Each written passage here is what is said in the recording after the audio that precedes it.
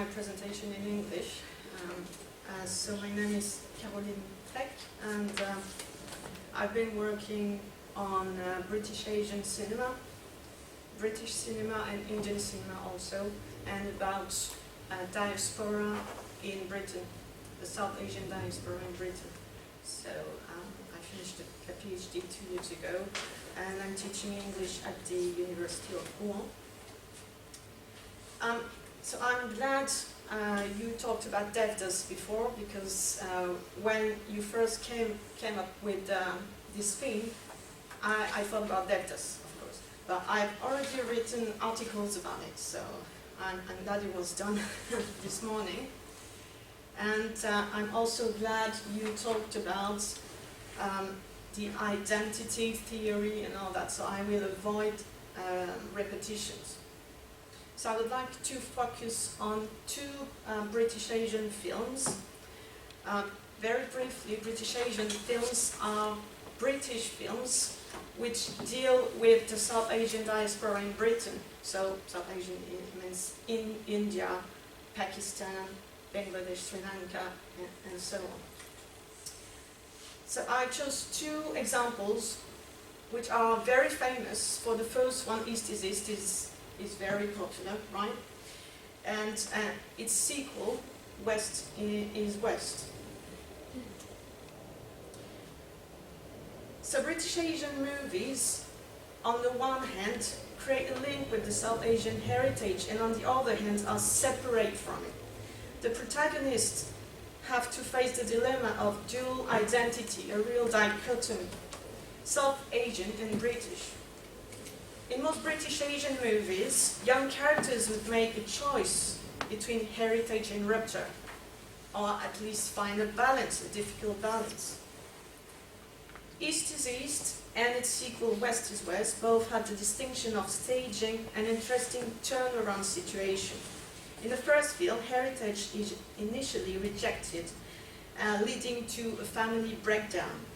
The characters break away from the traditions and culture of their parents to create new ones, or at least find a difficult balance. And we can make a link with what was said yesterday or the day before, that rupture is also part of the inheritance also. In the sequel, West is West, everything changed after a trip to Pakistan, where the rupture leaves a little more space for parental cultural heritage and identity. So we'll focus on two characters of the two films, George Khan, played by Om Puri, and his youngest son, Sajid. They have the particularity of having opposite stories, but to claim the same hybrid identity in the same family. So in the first film, East is East, and actually in both films, more than any other, the characters actually oscillate between two identities and two cultures. It allows the British Asian duality to come out, because the children of George and Ella, you can see here, are biologically half British and half Pakistani. In the film, it's a comedy, right? So in the film, they call them half-bred all the time. The first film is set in 1971 in Salfornia, Manchester. George, of Pakistani Muslim origin, played by Om Puri, has a fish and chip shop. He's a real tyrant with his English wife, Ella, and their 7 children. If his wife and children do not obey his orders, he threatens to bring his first Pakistani wife in England. He's determined to raise his children according to Pakistani traditions and Islam, but his children do not agree with that. So George was born in Pakistan, but has lived in England for 30 years, where he built his life with his English wife. Thus, one might think that George is integrated into British culture, but in fact he's not.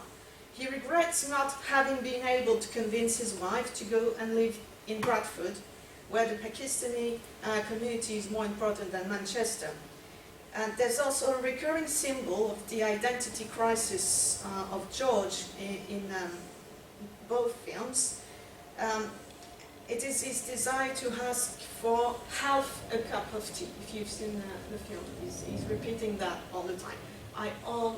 Only want half a cup, not a full one, half a cup. So he drinks tea, which is nowadays the English drink par excellence, but only half a cup. And I would like to quote the director of the British Museum, who said a few years ago, "What could be more British and less British than tea?" Tea embodies the British Asian paradox, since it often comes from India, but Britain has taken it and made it its national drink. So the choice of George to drink only half a cup makes it clear that his identity is party. Sir George is a paradoxical character, since he chose to come to England to marry an English woman to open a fish and chip shop, which is named the English Chippy, but refuses to be considered English by not adopting the habits and customs of his host country. I'll give you more examples later on if you want. Moreover, we can note that George has the same name of the patron saint of England and many British monarchs. But in fact, his real name is Jahangir, but he preferred to anglicize it. However, despite few integration efforts, it's clear that in East is East, at least, George is a Pakistani man living in England, and he does not consider himself English or ever British Asian. It's also interesting to look at another character, so the youngest son of George, Sajid. He is the alter ego of the author and screenwriter of both films, Ayub Khan Din. So Sajid is the youngest son of George, yet he does not consider himself Pakistani at all. He's not very talkative and hides his head under a huge hood that he never leaves, not even for family pictures, as you can see. Nevertheless, some words betray his childish mind. For example, when he discovers Bradford, he sees all the concentration of Pakistani people and says, and I quote Sajid, "There are hundreds of them then." And similarly, when the Shah family comes to introduce the prospect of two daughters marrying his brothers, he shouted to his mother when he saw them, and I quote Sajid, "Mom, the Pakis are here." However, Sajid is not considered British by his classmates. Indeed, in West is West, film opens with a scene in which Sajid is chased by classmates. He's a victim of what we call Paki bashing. And conversely, the school headmaster seems to enjoy the former British colony and quotes Kipling, showing the cover of Kim to Sajid. Paradoxically, this Englishman tries to point out to the young boy that he misses out on a culture and literary heritage by ignoring his Pakistani identity. He asks Sajid, "You do not speak Urdu, like your father?" And Sajid replies, "No, I'm English, sir." When he asks him to point out Pakistan on a map, Sajid is totally lost and points to European countries. Worried about this lack of consideration for the Pakistani culture, his father decides to take Sajid on a trip to Pakistan because he says he does not know who he is. Sajid's character was inspired by the experience of Ayub Khan Din, who was also sent to Pakistan when he was 12.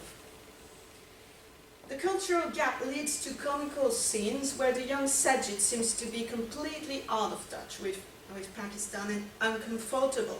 The cultural shock is well expressed in West is West, since there is no real transition from Sajid's departure from England and his arrival in Pakistan. For example, as soon as Sajid arrives in Pakistan, he meets his whole family right away, his whole Pakistani family right away. And of course, he does not seem to feel very comfortable with them. And as a consequence, he's very rude to everyone. For example, he calls a young Pakistani boy Mowgli and has no respect for the rest of the village. Moreover, he refuses to take his school uniform off to wear the local clothes and cannot adapt to the precarious living conditions that are proposed. Nevertheless, gradually but reluctantly, Sajid comes to understand the Pakistani culture he previously rejected. This is certainly due to his spiritual guide, a wise old man who plans his discovery of Pakistan. Well, as you say before, an Indian or Pakistani person who returns to his homeland after a long stay in the West might make us think of Devdas. So in fact, in both films, George is indeed a Devdas, while Sajid seems to be the opposite of Devdas, because he made the opposite travel Devdas made. I wrote an article about it. I published an article about this topic. Nevertheless, the comparison with another iconic literature character seems to be more appropriate here. Indeed, Sajid is associated with the character of Rudyard Kipling, Kim. Hence, the novel is mentioned several times in the film. Very briefly, so Kim, as well as Sajid, gets to know a spiritual guide or a teacher or a Sufi. I don't really know how to call him. If you got ideas, that could help me. So this is Pir Nassim here for Sajid and Tibetan Lama for Kim. The novel describes a multicultural India in which the Anglo-Indian Kipling had grown up. Kim and Sajid are, we could say, the synthesis of East and West in all their cultural diversity. So the boys will both conduct also their initiation quest in Pakistan. The incipit of Kim is the recurrent quotation in the film, as you can see here. I'm not going to read it. And in fact, Kipling's novel is a true cultural and literature heritage for Sajid. At first, Sajid does not want to read the novel given by his teacher in England, but gradually the boy notices it has things in common with the main characters. He identifies with Kim and ends up exclaiming loudly in the film, "Who holds Anzama, that fire-breathing dragon, hold the Punjab?" This may mean that he identifies with the English settlers, but also embraces this land and culture as much as his birthland. There are many readings. Little by little, Sajid discovers his Pakistani heritage and history with his young friend Hakshi, calls him Mowgli, and his guide, Pir Nassim. In the film West is where the scene is particularly explicit in regard to the discovery of the Pakistani heritage. We are witnessing the transformation of Sajid from ignorance to acceptance in a way.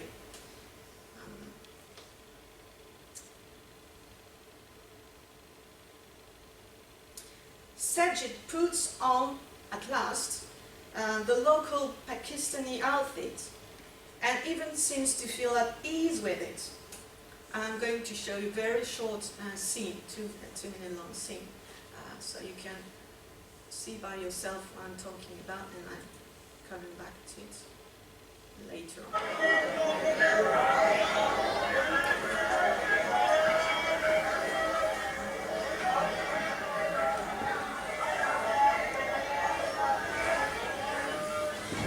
Can we turn off the lights? Excuse me. How does it feel? Looks alright. But how does it feel? Comfortable. I feel comfortable. Good. He sat in defiance of municipal orders, astride the Grand Zamzama, on her brick platform opposite the old Ajaib, the Wonder House, as the natives call the Lahore Museum. Natives? What imperialist rubbish? PG. Very well. Who holds Zamzama? That fire-breathing cannon holds the Holds the Punjab. Punjab. Come, I'll walk with you.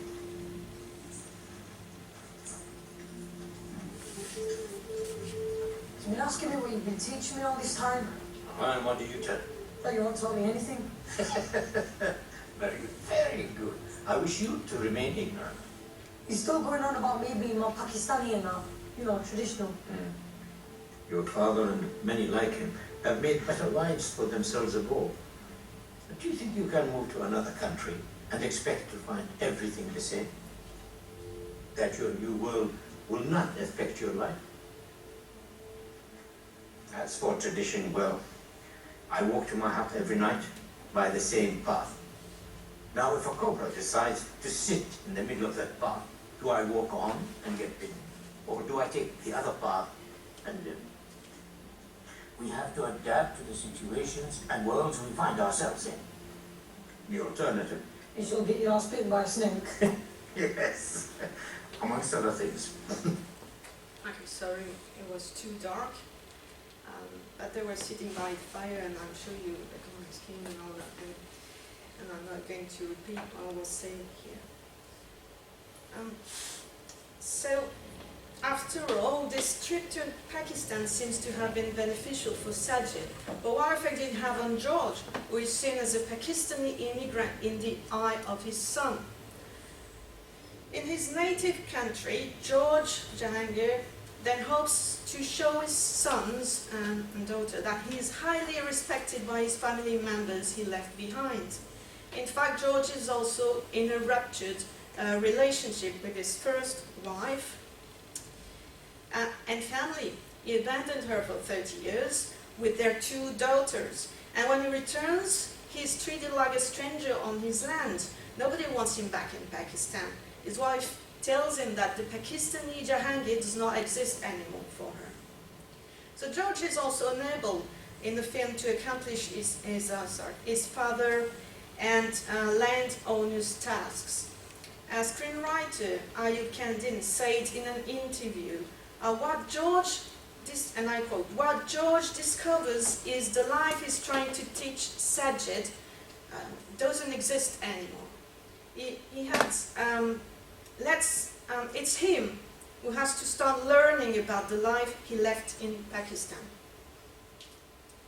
So he's therefore considered as a Pakistani man in England and as, we could say, an Englishman in Pakistan, condemned to be an outsider in both countries. And the last West is West movie scene illustrates the fragile balance between heritage and rupture.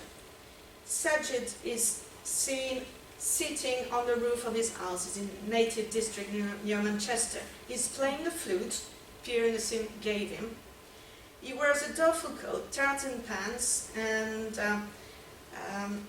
as you can see in both photographs, in both pictures. So this image is a fine representation of the identity of Sajid, that is to say, truly English, but is no longer ignorant of his origins, of his heritage.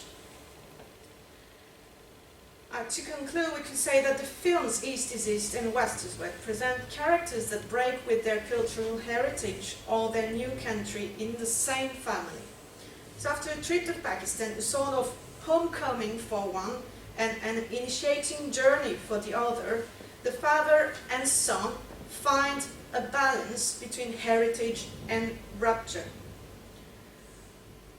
Very quickly, I will just quote the actor who plays Sajid, who said in an interview, and I quote, "In the film, Sajid resents his father. He thinks he is English. He does not know anything about the Pakistani culture, whereas his father wants him to be the same. If you go to a different country, don't expect it to be the same." That is what George learns, and that is what Sajid learns. He realizes being half Pakistani and half English is what defines him as a person.